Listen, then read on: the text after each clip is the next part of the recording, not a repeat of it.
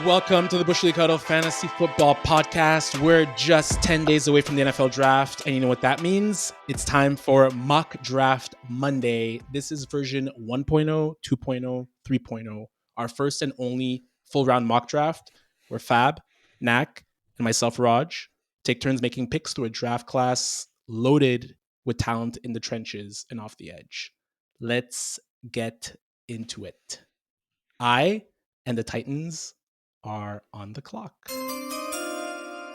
Let's go. I can't wait to hear that music live. I know, man. It's so sweet.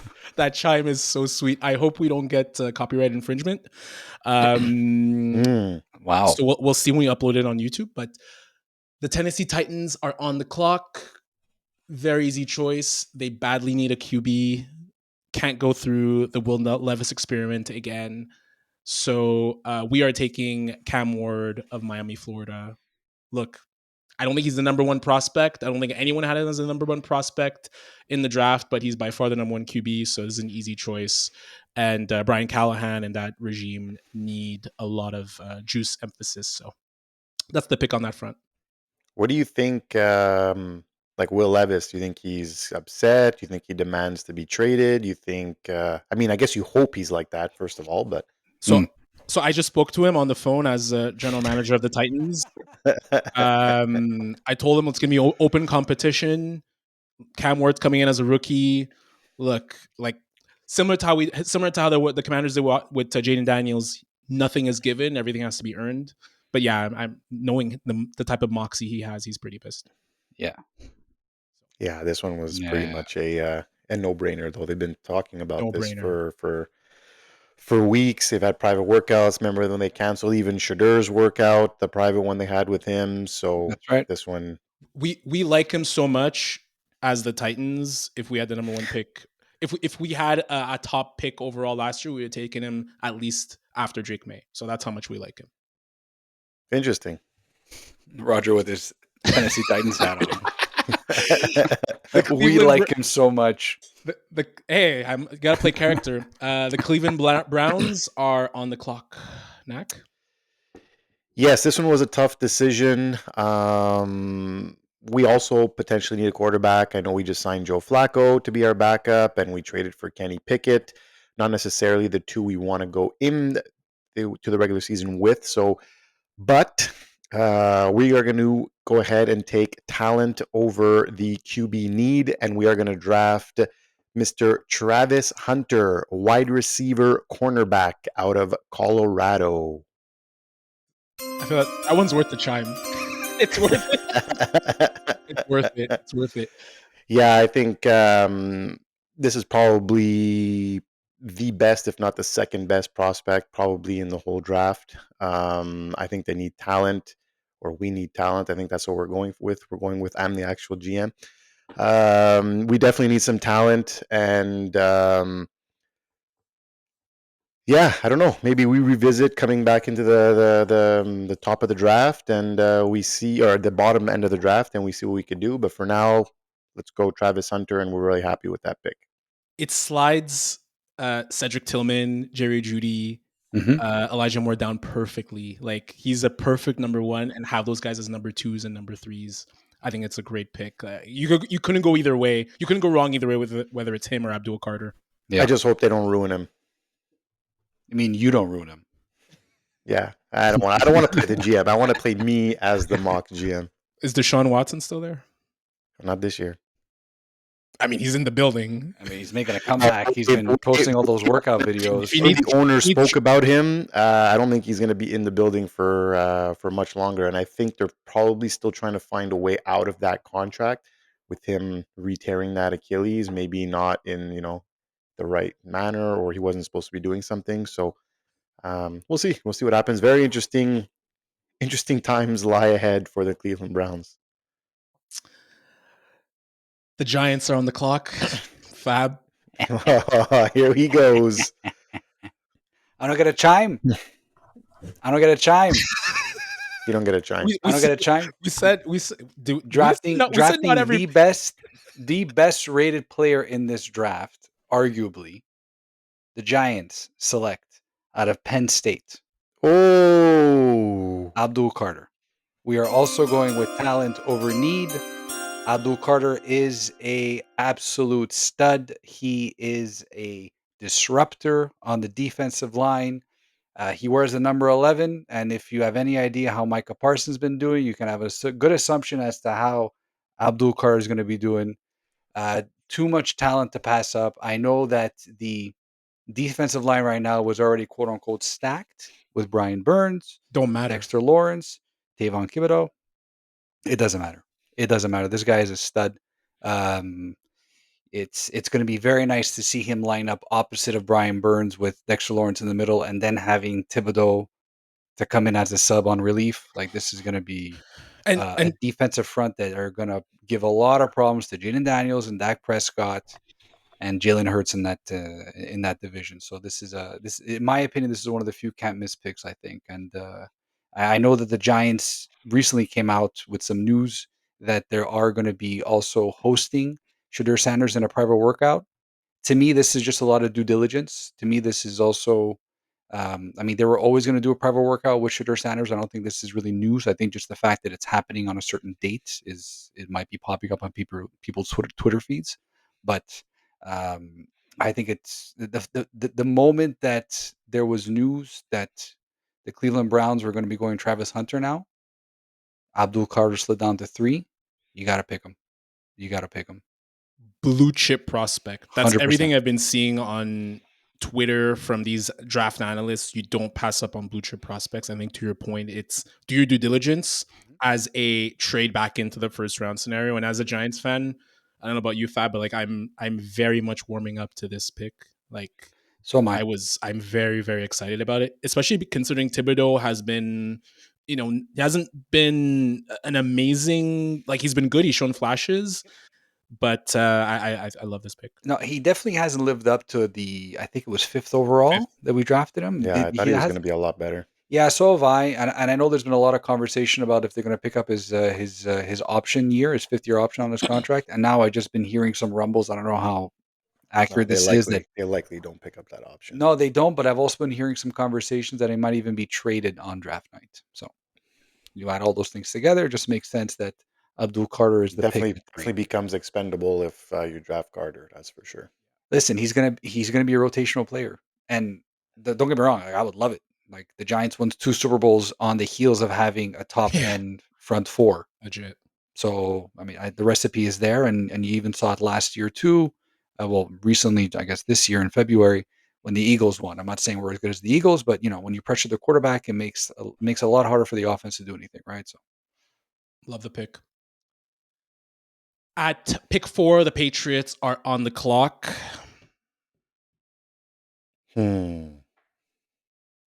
This is Shedeur Sanders.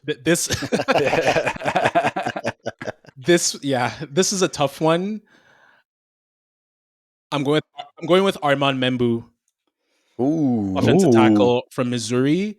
The consensus pick here is Will Campbell, but the under 33-inch arms concerns me. There's been some reports and there's been statistics that show that offensive tackles at that arm length or shorter do not fare as well in the NFL. Membou last year, 411 pass pro attempts, 0 sacks allowed. I know he has a better propensity or a better, he seems more geared towards being a right end, but a right tackle, but there's been many players that have made the switch from right tackle to left tackle. Tristan Wirfs, Andrew Whitworth, Fuaga, all guys who've been at or near Pro Bowl level while making the switch. And I just think Campbell is more suited to being a guard with his makeup. And I just can't see myself taking a guard for the Patriots at 4, such a key position to be able to protect Drake May with everything that we've done in terms of the offense and the defense. So Armand Membou is the pick for me. I like it. Yeah, Drake May is going to need protection. It's that simple. And Membou graded very, very, very well. This is another blue chick prospect too. You can't go wrong taking a tackle this high. Yeah, I'll be curious to see if that actually happens in real life, because there's been a lot of buzz that Membou might be the better prospect considering his size, but we'll have to see. Well, the 0 sacks allowed on 411 pass protection snaps really jumps off the page, right? I think in the that's SEC. yes. Like it doesn't matter whether you're left or right tackle. Yeah. Like there's athletes everywhere. Nacc, you're on the clock with the Jaguars, number 5. Man, I was going back and forth with this, but they need a lot of help on defense. They were 20th in sacks last year. Let's go Mason Graham out of Michigan. Stud. Yeah, I love this pick. Stud. I think he's the top defensive lineman in the draft. Yeah. A lot of guys, teams liked this guy and brought him in for a visit. The Patriots even could have taken a guy like this, I feel, but they really needed to prioritize the O line. But yeah, teams. I think Jacksonville's going to love this pick. They need to hit.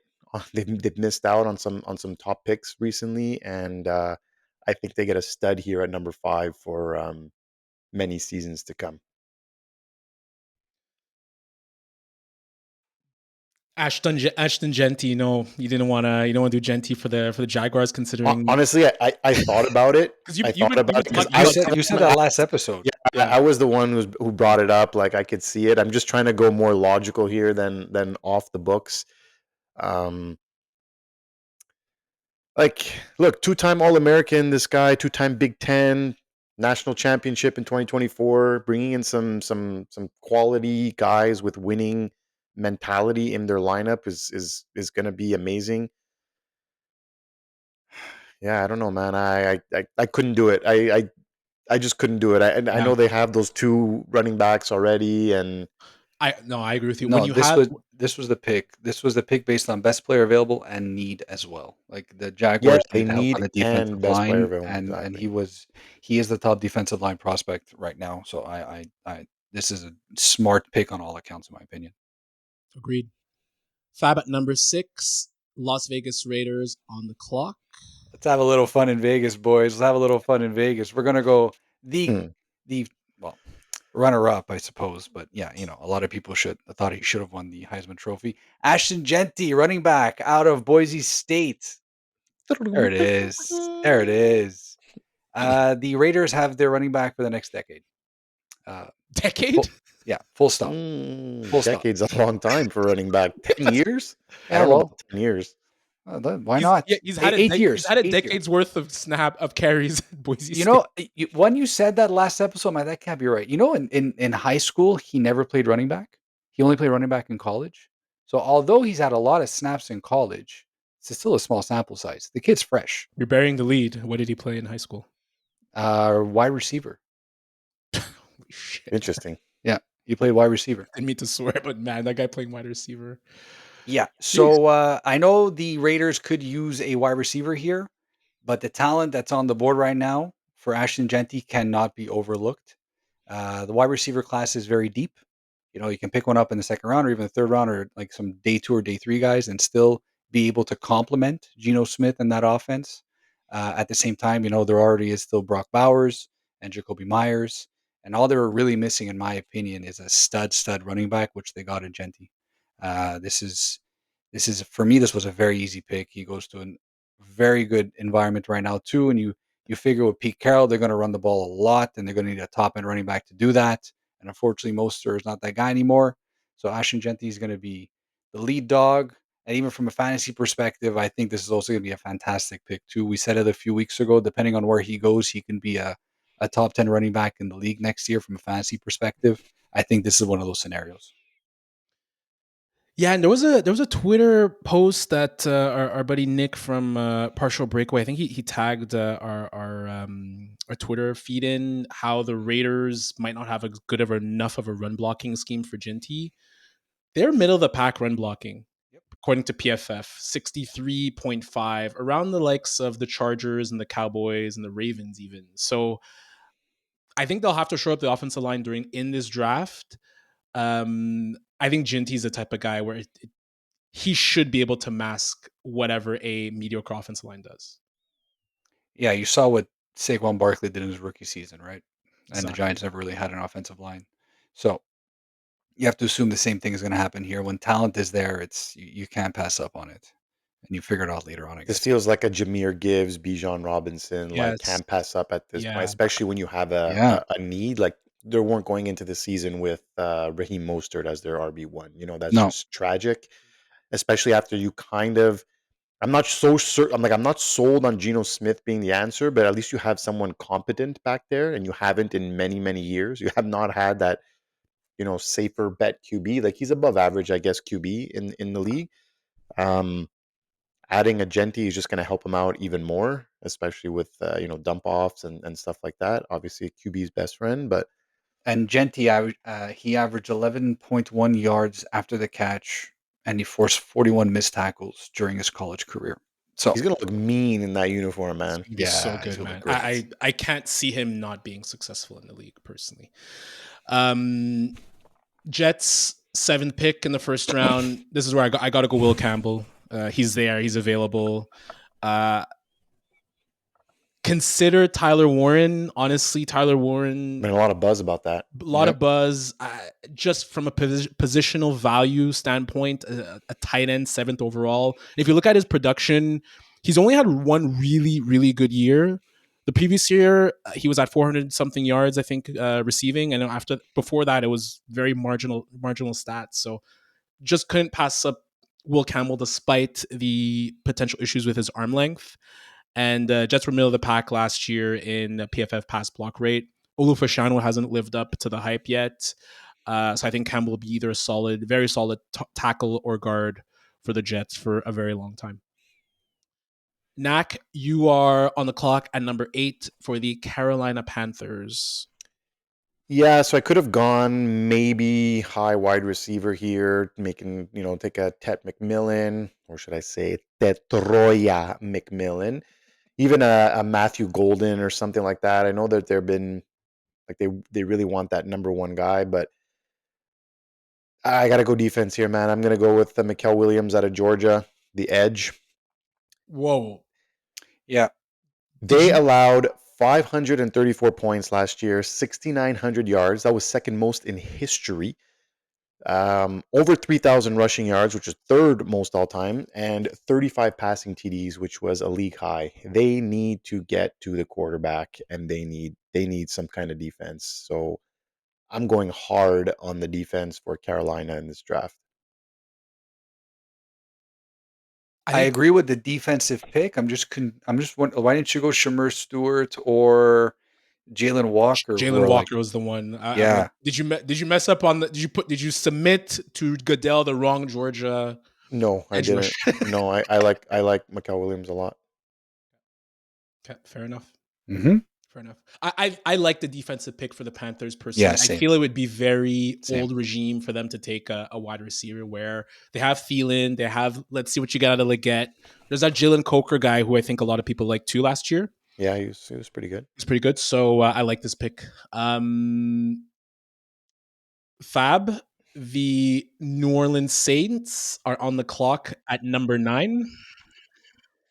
Well, this is an interesting scenario for the Saints. I had put this pick in before the news that broke about Derek Carr, so I think this pick all becomes even more confirmed. The New Orleans Saints are going to draft out of Colorado, Shedeur Sanders. What are you doing? Why are you booing? Because you wanted him at 21. No. News broke that Derek Carr might not play the 2025 season. I don't think you can continue. I think they have to start looking at the future, quite frankly. And I think now's the best time to do it. You're getting Shedeur Sanders at 9. I think that's a very, very reasonable spot to get him. I know he hasn't necessarily been graded super high, but at the same time, I don't think you can pass up on the opportunity to help out in that QB room and then make a QB competition for 2025. Because obviously they have Spencer Rattler, Ben DiNucci, Jake Haener right now. And then you add in Derek Carr, who might not play in 2025 at all. This is a good opportunity to swing for the fences a little bit and go QB. Take Shedeur Sanders, who has broken every single passing percentage record. He throws the deep ball well. He has an anticipatory throw that we've all spoken about already. Mm-hmm. In my opinion, he's a lot better than what a lot of people are making him out to be. He deserves to be a first-round pick in my books, and I think going to the Saints is a great opportunity for that too. He'll mesh in very well with Alvin Kamara, who is the GOAT when it comes to getting dump-off passes on the side, which is apparently Shedeur Sanders' go-to. And obviously Chris Olave too is going to be there, which will be a prime wide receiver for him. So I think this is a great spot for him. That's when he's not in the infirmary. Yeah. I heard an interesting actually tidbit on McAfee today is they don't go Shedeur at 9. They start Rattler and potentially get the number 1 overall pick next year and get Archie. Just like, can I just? They're not bad enough. It's not. Archie is not even. He's not even. It's not even a guarantee that he's going to go into the draft next year. A lot of people are talking about how let's tank this year and then get going Arch. into It's not even the draft guaranteed. next year. He's 100% going into the draft next year. After 1 year in college? I would understand. This is going to be his second year in college. 1 year where he starts the whole season. Okay. It doesn't matter. But well, it matters a little bit. Well, it depends what his NIL money is. I know this year he's making like $6 million. Like, so you think he's going to make less next year?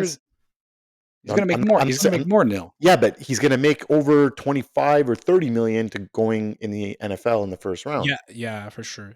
Guys, he's going to make a lot more. I don't think he's going first overall after 13 starts, man. That is, I don't have it in front of me, but the hit rate of guys trying to get drafted either in the first round or any round of only 14 starts is I don't know. I don't see that happening. Well, how many did you start last year? I know it's like obviously Trey Lance and Anthony Richardson. Just look at those guys. Exactly. I think that's an interesting tidbit. Someone that I know, I don't want to say it, but he said that he would just stick to Rattler, that Shedeur is as a 4th round QB, and he thinks Rattler is a better prospect. I might have an idea as to who you're talking about. Exactly. Look, obviously it's going to go who knows, but I don't know. If you don't love him, why not stick with Rattler? He was talented, man. A lot of people liked him in the pre-draft process. I like Rattler. Laser arm, tons of moxie. Anyways, we're gonna have a lot of time to dissect this pick if it does happen. I think though it's not a guarantee. This is the line in the sand for when the real draft happens for Shedeur Sanders. I think this is going to be the most polarizing name, one of the most polarizing names during the draft next week. Can't wait. Pick 10, Chicago Bears. This is easy. Could have went Tyler Warren as well, but we have Cole Kmet. I can't pass up on Jalon Walker. He can play edge or linebacker. Top 5 player in many big boards. Athletic freak. A lot of people saying he gives Roquan Smith vibes, where he could play literally anywhere on the kind of top part of the defense, whether on the D-line, edge, or even at linebacker. So really easy pick for me. This is clear best player available. 100%. Fab 11. Oh, sorry. Nacc 11 pick. San Francisco 49ers. Yeah, Francisco 49ers. Not a sexy pick for the 49ers, but they definitely need help on the O-line, especially on the right-hand side. So I'm going to go Josh Simmons, Ohio State. Yeah, I mean, again, not a sexy name in the least, but offensive linemen are never sexy picks though. And they're such a necessity. So they just need help in the trenches. And I don't know, this guy, I feel to me fits the bill for the 49ers. They're about to pay Brock Purdy, right? All this money. You are going to need to keep him upright. Yeah, this is pretty much consensus 3rd in big board offensive tackle. So he'd probably play right tackle for a bit and then eventually move to maybe switch when Trent Williams retires, which will happen soon. Fab, Dallas Cowboys at 12. You are on the clock. Well, we've been saying this for a while now that CeeDee Lamb needs the Robin to his Batman. So the Dallas Cowboys are selecting out of Arizona Tet McMillan, the best wide receiver, pure wide receiver prospect. I'm only saying that because we got Travis Hunter there who plays every single position known to man. But a pure wide receiver prospect. Just two. I mean, he's He's a stud, man. I mean, he's a prototypical wide receiver, what you want as an X. I think this can also move Lamb into the slot a little bit, where he did play a little bit and did have some success as well. McMillan is a run after the catch threat. 29 forced tackles in 2024. First team All American, first team All Big 12, first team led Big 12 in receptions and receiving yards. Sorry. I mean, this is exactly what the Cowboys have needed. They needed that second wide receiver, and you can see the experiments that existed haven't really worked out all that well. So I think this is good. I think this is going to be the pick. I don't like it. I don't like Tet McMillan with just the. Yeah, you're not a big McMillan fan. No, it's not even that. It's too like body type wise, speed wise. It's too similar to CeeDee Lamb. If I was gonna go wide receiver, this is where I would have. Matthew Golden might be too high, but I maybe would have trade down just because he has the juice to match with what CeeDee Lamb does. That's the only concern I have with this. I've come around to McMillan reading a bit more since we talked about the wide receivers last week. You didn't think running back, Fab? I didn't think running back just because Genty was off the board, and I thought Omarion Hampton is a little bit too high over here. And again, there is a lot of value at running back and that you can get in day 2. I thought about like I get what you're saying. You can see how they're similar in stature and in the way that they play. I think it won't really matter though. I think is that they can use CeeDee Lamb across the field. To be honest with you, I think Yeah. it might be more. It might pigeonhole McMillan a little bit more than it would to CeeDee Lamb. He's still going to eat. He's still going to get all of those receptions and all of those yards and all those touchdowns and all that stuff. It's not going to make a big difference in my opinion. And it's just another weapon for Dak in that offense.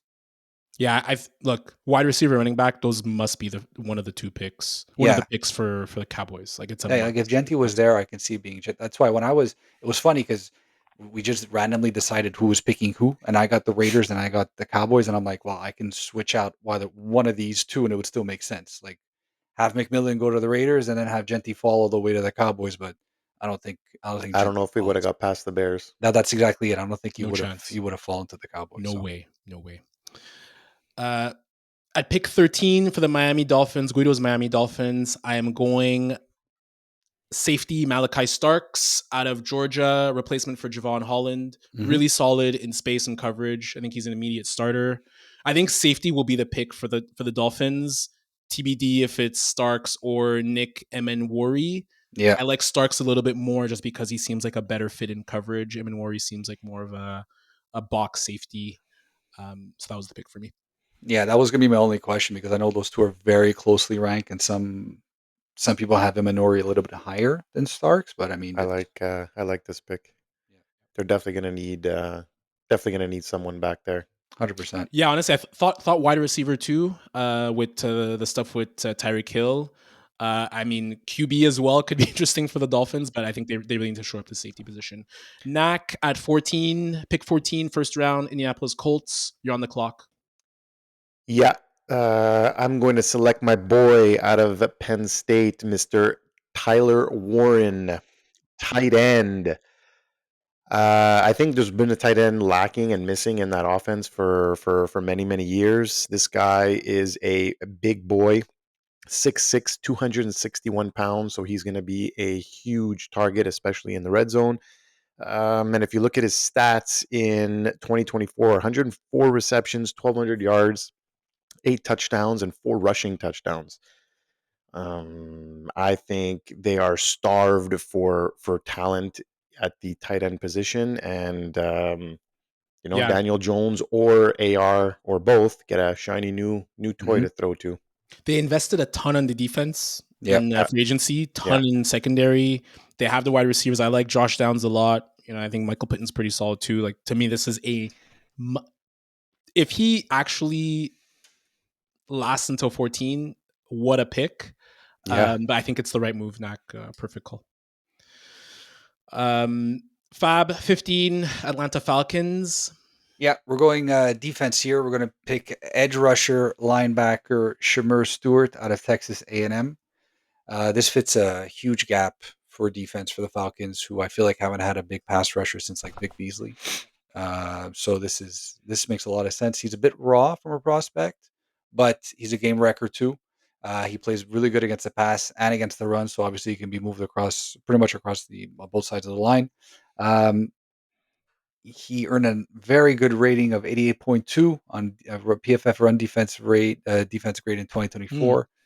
So I think this is also like, I think, one of the best prospects still available in the draft, and Falcons get a need and fill it at 15. I think this is a good pick for them.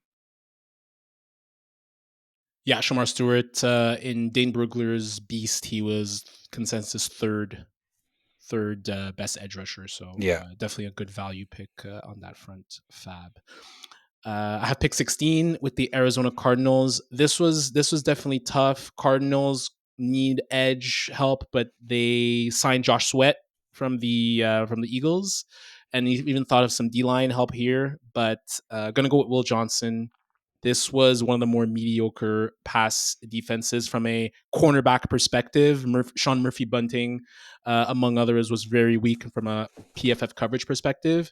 Will Johnson was at one point a top 5 prospect early on during the college football season. Drops a little bit as other positions have gotten more value, but he played a ton of zone at Michigan, and the Cardinals ran the third most amount of zone in 2024. So I think this is going to be a great pick, and they finally get a cornerback who could be a mainstay. Last time they had that was Patrick Peterson. Nacc at your 17 Cincinnati Bengals. Try not to fudge this pick up too much for them. No, I'm not gonna pick a punter here. Don't worry. They need a lot of help on the defense. That is not. That's obviously something that's well documented, and I think they need a stud. And with the uncertainty as well with Trey Hendrickson, whose shoes are going to be hard to fill, I think this guy here is going to help and fit the bill. I'm selecting Derek Harmon out of Oregon, defensive end. This guy, 6'5", 310, had a really solid season for Oregon last year. Obviously, Oregon did insane until they got to the playoffs. But 5 sacks, 10 QB hurries, 2 forced fumbles. He had also a 17.6% pass rush win rate, which is actually insane. Size, strength, and agility, and he can be versatile, so he could play all throughout the defensive line. So, in my opinion, I think it's a no-brainer pick for the Bengals. Fireable offense if they were to go anything but defense. Fireable offense. I feel like they should fire the GM and not let him make any more picks in this actual draft. If they do that. I love that pick, and Harmon was an absolute beast. And I think that much of a pass rush win rate from a kind of defensive tackle position is very strong. Fab, 18th pick. We have the Seattle Seahawks that are on the clock. Yeah, not really a super sexy pick, but he is the best guard in the draft, and this is exactly what the Seahawks need to shore up the offensive line and start protecting their new shiny toy in Sam Darnold. This is Tyler Booker out of Alabama. Tyler Booker played most of his snaps. What do I have to do to get a freaking jingle? we just hadn't played it in a while. Appreciate it. I feel like every time I pick you, I know. I appreciate that. That's perfect. It's great. Thanks, I'm not gonna. All my picks are good picks, is what it means. Roger's being racist tonight. How was he being racist? That was the joke. Okay, keep going. Booker's built. I mean, he's built like a bull, accordingly to a lot of his prospectives. This fits a need. This fits a need, and he's also the best guard in the draft right now. He's the first guard to go as well. He made first team All-American, first team All-SEC, team captain for Alabama. So he had the leadership qualities to go with the potential and the production to boot, right? So I think this is an easy pick for them too. It's like the last 4 or 5 picks are pure need picks, but also these are almost like the best players available, which is this draft is way better than what people think. And just because the draft doesn't have the high-end QB or, the high-end wide receivers doesn't mean it's a good draft. Like, it's a trenches, edge, offensive tackle laden draft. Yeah, I was going to say 4 edges have won in the first 18 picks, right? I mean, and there's more to come. At pick number 19 of the first round, Tampa Bay Buccaneers.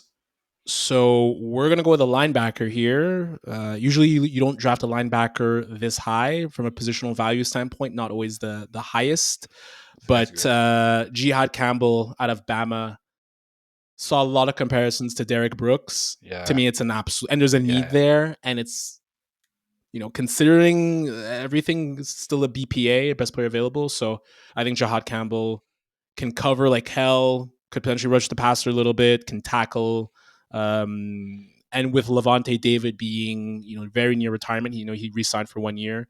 This could be a great pick in terms of pairing them two together, and then he being the heir apparent to that linebacker crew. No, I like this a lot.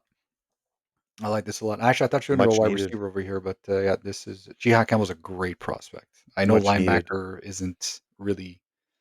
I feel like it's not really emphasized nowadays in defenses, right? Especially like proper linebackers, like true linebackers. You don't really see them as much as they used to, like the Luke Kuechly's of the world and all that stuff. But this is a great pick. Well, most teams play 2 linebackers now. Exactly. Like, there's very few teams play the 3 or, oh my God, even 4 linebackers. Yeah, Steelers.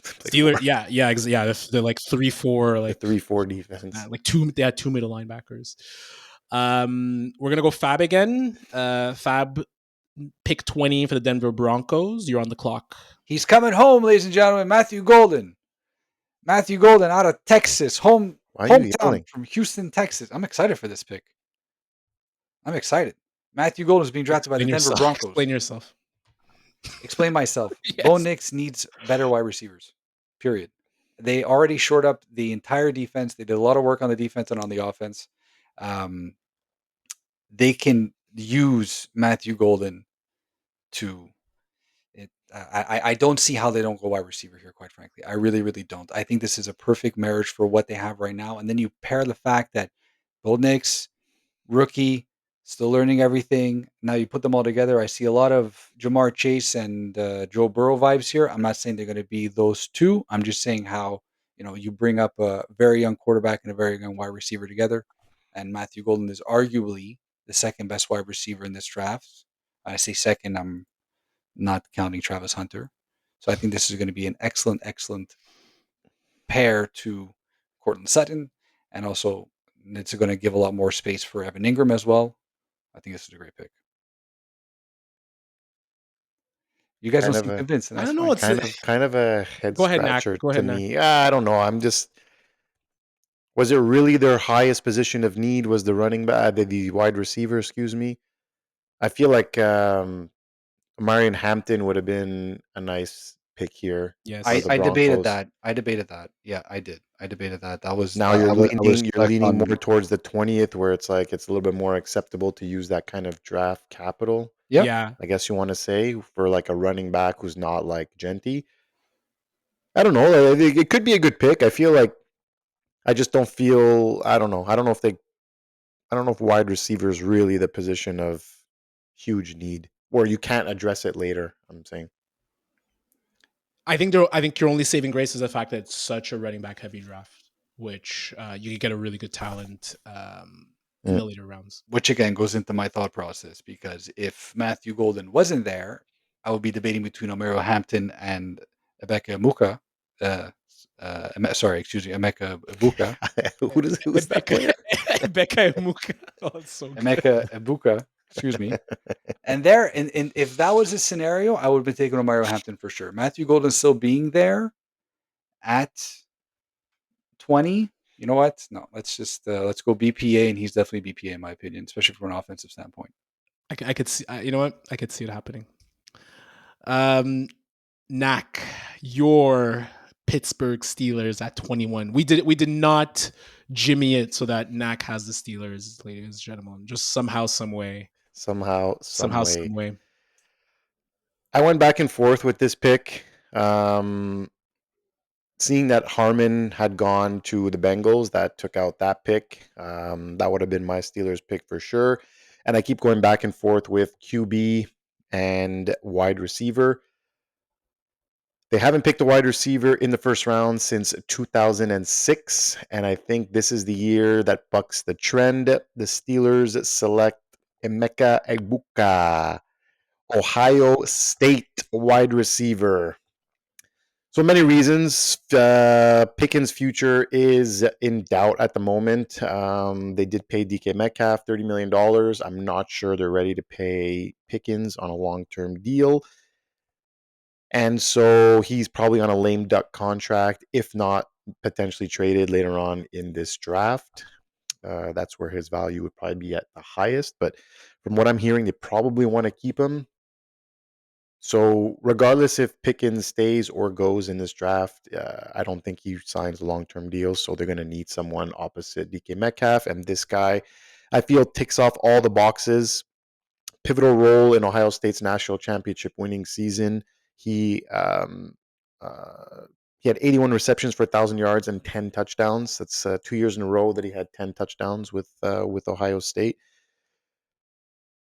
I think his reliability and versatility on the field is what's going to really get him on the field earlier. And he also returned some kickoffs and punts last year too, which could get him onto the field as well early on in his career. But I think that the Steelers need to load up. It's been really bleak at that position the last few years, and having a few studs there is definitely not going to hurt. So that's my pick. Wouldn't have necessarily picked wide receiver at that spot, but I definitely get the argument. And I've told you, Nacc, I don't think Pickens and Metcalf makes sense. It feels like there's a redundancy there. So whether he's traded this year or next year, or maybe he's traded at the draft next week, I could see myself falling in love with this pick because he's a very good player. I'm surprised. I'm surprised it was the court. Like Dart wasn't the pick there. I went back and forth. Decided on the wide receiver instead of the QB. Potentially looking at next year's draft to grab another one. At pick 22, I have the Los Angeles Chargers, and I am going to go. I mean, this is an easy pick. Tight end, Colston Loveland, reunited with Jim Harbaugh. So Loveland, I think what's different about him than Tyler Warren, just a bit more of a fluid athlete. I don't think he's going to be as good of a blocker. His overall stats, he's never topped 600 receiving yards, excuse me. But Michigan has always been known as a very run-heavy ball control team. So I think this is however, a very nice pick for Justin Herbert. You add him alongside Ladd McConkey. Let's see what happens with Quentin Johnston. Obviously, Mike Williams is back.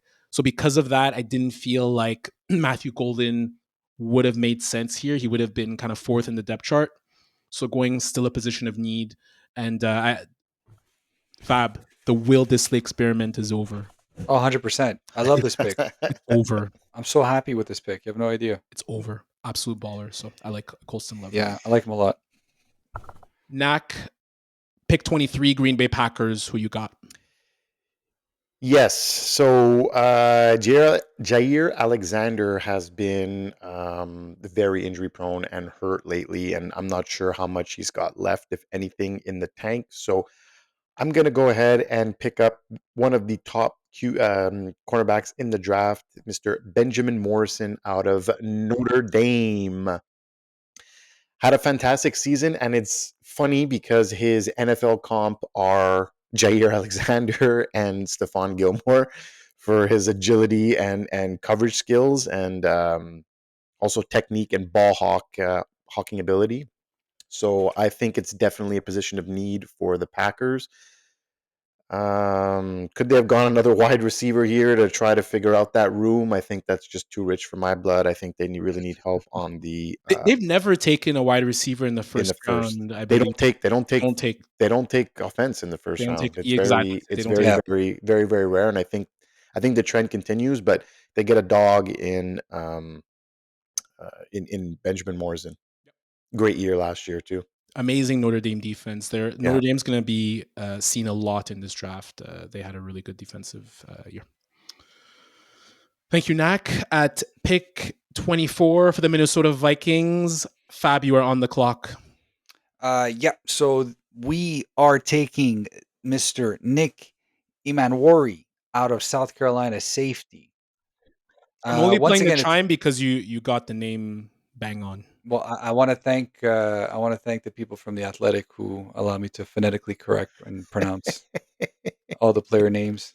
So it's very convenient. Again, this goes back to fitting a need and also being best player available. I know Raj, we had that conversation about Malachi Starks and Eamon Warren being marked graded very similarly. Minnesota have a bit of a need at safety right now, so I think this is a perfect pairing. And this guy's going to be a day one starter from the jump.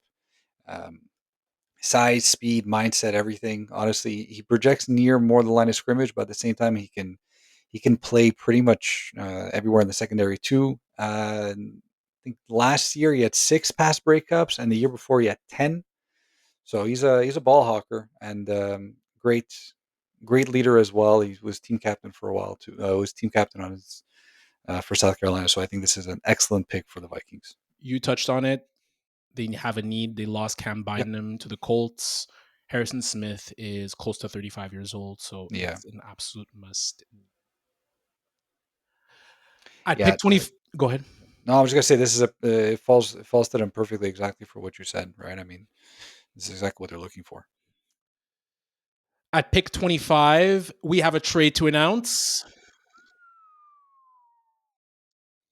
The Cleveland Browns are on the clock from the Texans. Whoa.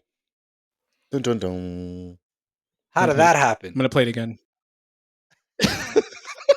So good. Wait, do we boo you when you come back up now? Boo. No? So the pick here is, so it's last week we saw that Joe Flacco was signed to the Browns again. So they have a QB room of Kenny Pickett and Joe Flacco. So if we all recall, Joe Flacco was the Ravens QB for such a long time. He brought them to a Super Bowl. And then they brought in a young lad named Lamar Jackson. Flacco backed him up. Flacco also saw that Jackson had the same type of skill set as one Jalen Milroe, who will be the pick here. And Jalen Milroe was very much Jalen Milroe and Lamar Jackson were both quarterbacks considered projects who should have been wide receivers instead. Jalen Milroe. With the 20th pick, we're picking Jalen Milroe. I went with this route because of a lot of the buzz that's happened with Milroe and the Browns. He was invited to some private workouts with them, I believe, a few weeks ago. And I just feel if you're gonna if you're gonna go for a QB, you're gonna take a little bit of a swing. Milroe has more upside. Dart is a better QB, but Milroe will have the luxury of sitting down at least a year, 2 years, learning how to play the quarterback position, getting accurate. And what better system or coach to learn from than Kevin Stefanski? Are the Cleveland Browns playing the QB game the right way? What's going on over here? Trading back into the first round, drafting a QB to sit behind a veteran for a year? What?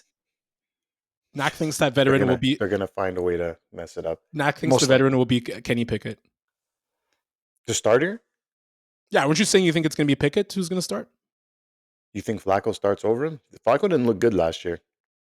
I mean, I guess neither did Pickett for real. Pickett, I mean, man. yeah, I mean, we're honestly flip a coin and who's going to start. Like I feel like whoever wins at camp, I guess. I don't know. Guys, we can't have the debate about who's going to start for the Browns between Flacco and Pickett. We're going to lose all of our viewers, all of our listeners. Yeah, I say we move on. Good point. At 26, we have the LA Rams. Nacc, you're on the clock. Yes, so going back and forth a little bit on this pick too. They struggled. The Rams struggled against pass defense. I guess against elite wideouts and especially in-man coverage. So I think I'm gonna go with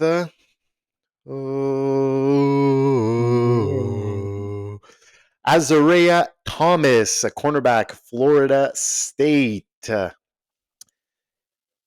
He's praised actually for being really, really lanky, and his fluidity and physicality make him very effective in press coverage. So this is something that it was definitely lacking with the Rams cornerbacks last year. Pretty good college career. 118 total tackles, 2 interceptions, 15 pass breakups, and a forced fumble. He's compared to Joey Porter Jr. actually in terms of the physicality and potential to be a quality starter, especially on from day one. So I think he tracks to be a really reliable cornerback, and definitely something the Rams are looking for on the back end. I feel like the Rams either make this move, which I like, take Dart, or they say F them picks and trade and go back to trading down again. Or trading. Okay, so you think they take the quarterback or trade down? Yeah. But I like this pick. I like this pick. This pick makes sense to me. Yeah, it does make sense. It does make sense for sure. They're taking a quarterback either way at some point in this draft because yeah, on sure. 2-year, 3-year run max. Fab, pick 27. The Baltimore Ravens are on the clock. Yeah, pick 27. Baltimore Ravens out of Texas. The offensive lineman Kelvin Banks Jr. So this is a bit of a long-term and immediate need, actually. So Kelvin Banks Jr. I apologize. He plays the majority of his career at left tackle, but he's actually projected to start at guard in the NFL when he gets drafted. The idea is that he has a prototypical build as a guard, which fits perfectly the need for Baltimore, who had horrible guard play last year. At the same time, their left tackle Stanley is getting a little bit long in the tooth. So the idea is that this will turn into a guard, turn into a left tackle in about 3 to 5 years down the line. So that he's exceptionally ranked. He is the second ranked offensive lineman within the 2025 draft. Again, first team All American, Lombardi Award, first team All SEC. This kid has it all, and another day one starter that's going to give added protection to Lamar Jackson, and so more holes for Derrick Henry to run through and push for another 2,000 yards next year. Swing tackle. Apparently, he could play at swing offensive lineman who could play at tackle as well at some point. So the Ravens love that versatility. At pick 28, Detroit Lions, I'm going with an edge, and I'm going with Donovan Ezeraku. I went with a very productive player, 17 and a half sacks at BC, Boston College in 2024. Lions like high character guys. I struggled between him and Mike Green, but Mike Green has some potential character issues. I believe there was a sexual assault accusation at Marshall. So I am going to go with the edge, Donovan Ezeraku, and pair him with Aiden Hutchinson. Nice. I like it. At pick 29, I am getting word, yes, we have a trade in the works. We have a trade to announce. What? We do have a trade at 29. The Pittsburgh Steelers are on the clock from the Commanders. The Steelers they did exactly what the Browns did. They had to get a QB, get back into the first round, and they are selecting Mr. Jackson Dart. Oh, I can't wait to say that name on Sundays. Dart. Throws a dart. Yeah, look, obviously a position of need for the Steelers. I know it's a guy they liked coming into the draft, and many thought they were going to get him at 21. But they got aggressive this year and decided to go back into the first round, give it up a little draft capital, some for this year, some for next. Look, he had a productive college career. I guess the knock on him is that he didn't play very many good teams, and he didn't play very well against the good teams, except for one game versus Roger. He played decently against Georgia. I think it was Georgia. He played decently. Yeah, but that's kind of like the knock on him. Really, is that he didn't play the top end teams. He is still a project, so hopefully after they do sign Aaron Rodgers, he sits after. That's what I was gonna say. Sits a year. That's happening. That's like big night out happen, and that was my next question. Actually, you knew that wasn't gonna happen. Then come on, that was like for sure not gonna happen. We're just waiting for the other shoe to drop. I mean, but Nacc, seriously, do you like real life draft, are you convinced the Steelers are taking a QB, whether they trade back into They the will, first or at 21? they will, if they don't do something like this, which is, again, it's very aggressive, but I've read a lot of beat writers and saying that they're going to be aggressive this draft. So whether it's trading players to get back up, whether it's trading picks, like we don't know. But end of the day, regardless, there's a QB getting picked from this draft on this team, regardless of Aaron Rodgers, regardless of anything. Like right now, it's Mason Rudolph and Skylar Thompson. So they're gonna sign a vet. I feel like if Rodgers doesn't sign, they sign someone like Carson Wentz, who's the only one available vet wise out there, and they definitely draft a quarterback, whether it's like a Shuck or um, they even had Or McCord in for a visit, Yeah. like something like that down the line, like late draft pick, six rounds, something like that. just throwing it out there, and you guys don't have to respond. Will Levis for George Pickens? Ugh. How do you? That's the definition of two teams losing a trade. Will Levis for George Pickens? No. I said you guys didn't have to respond. At pick 30, the Buffalo Bills. You can't say that and then just like we gotta move on. I don't understand. I don't get We it. got- We got to move on. Let me drop this grenade and walk away, but we got to move on. Just something for the listeners to think about. You guys, don't think about it. Let's move on. Pick 30, Buffalo Bills. Fab, you are on the clock. Yeah. So this is I'm taking defensive tackle Kenneth Grant out of Michigan. So the defensive line partner to Mason Graham. He might not be as highly touted as Mason Graham, but he is still a stud on that defensive line, which is another need that the Buffalo Bills sorely needed. Their defensive line, especially from a defensive tackle perspective, was really not that good. So now you're bringing in Kenneth Grant, who's a big boy, plays big in a big man's game. We're talking about a guy who had 5 and 6.5 sacks respectively over the last 2 years, and also a decent amount of pass breakups too. Average about 5 per year as well. So this is going to be a very, very good player for the Buffalo Bills for a very long time to come, and they fill him in at the number 30 spot, which is a value pick as well. Big need here. I've seen D-line for sure. I've seen Maxwell Hairston or Trey Amos as well here at the cornerback position. But either of those two positions, I think would have been very good for the Beals.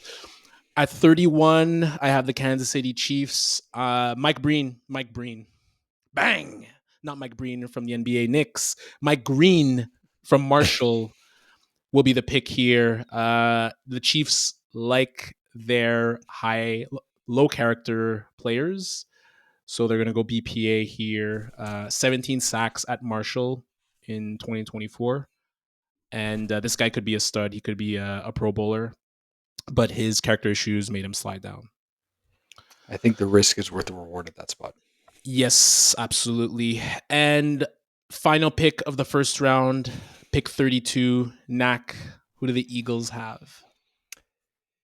Yeah, the Eagles had a little trouble covering some tight ends and running backs last year, coming out of the basically in space. I'm going to go with Barrett Carter out of Clemson, linebacker.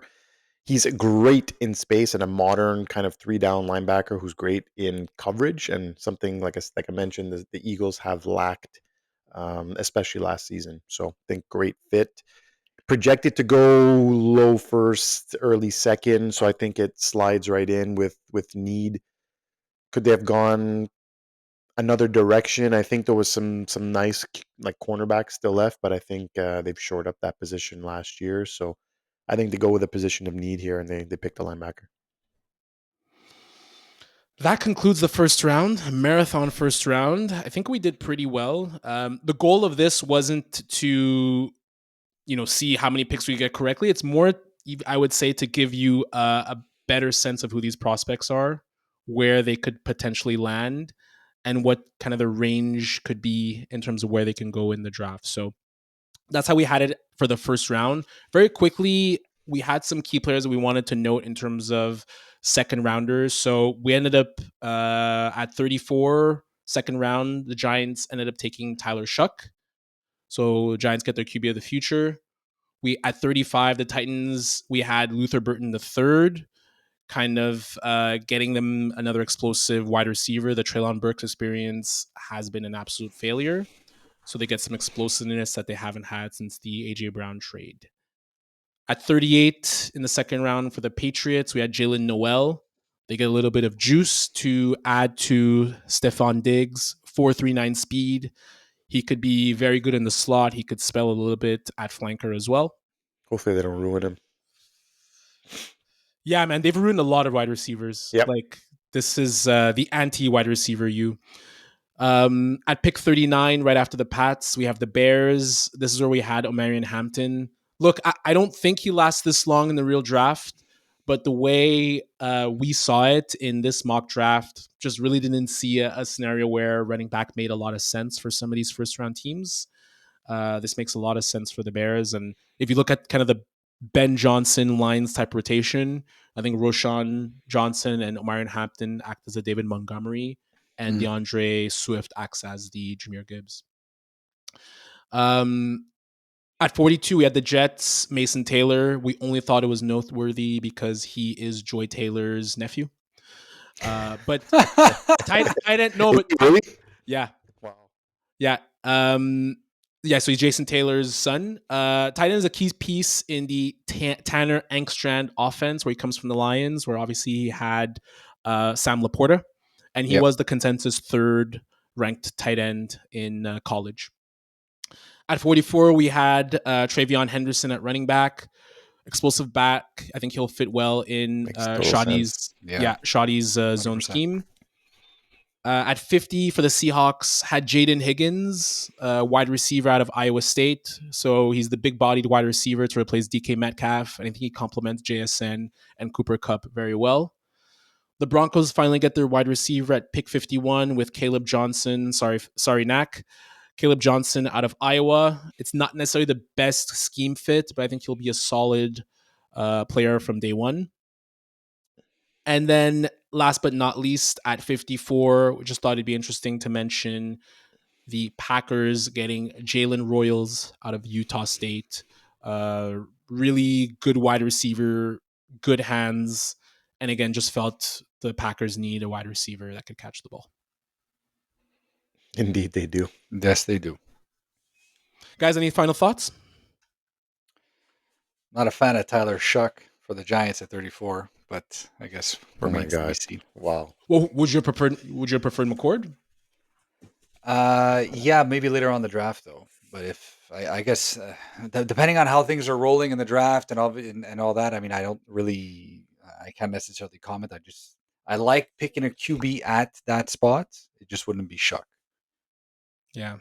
I mean, this is assuming that Milroe is going to go, and this is assuming that Dart's most likely going to go in the first round, and Milroe too, right? So it makes sense. Wow, something you don't like for the Giants. I didn't know if I'd see the day. Of course. A lot of things I don't like for the Giants. I'm confused. I'm still a fan anyways. Like Russell Wilson, but Tyler Shuck, no. Don't give me that noise. When I have this conversation, we're already an hour in. Yeah, nope. Let's keep it for the draft reaction. Guys, thank you so much for listening. That was a lot of fun. Hope you enjoyed our first ever mock draft. If you like it enough, we'll do another one next year. If you don't, well, we'll keep it to the experts. As always, you could follow us on Spotify, YouTube, Apple, Instagram, Twitter, TikTok, and wherever you get your social media and podcast. On behalf of Fab and Nacc, I'm Raj. Have a great evening, and we'll see you next week. Peace out, everyone. Let's go. I can't just see how many we had right. Be cool to do a recap, you know? Yeah, for sure. Yeah. For sure. We spent enough time on this. Yeah, we did a lot of research on this. Peace out, everyone. Peace out, everyone. Goodbye.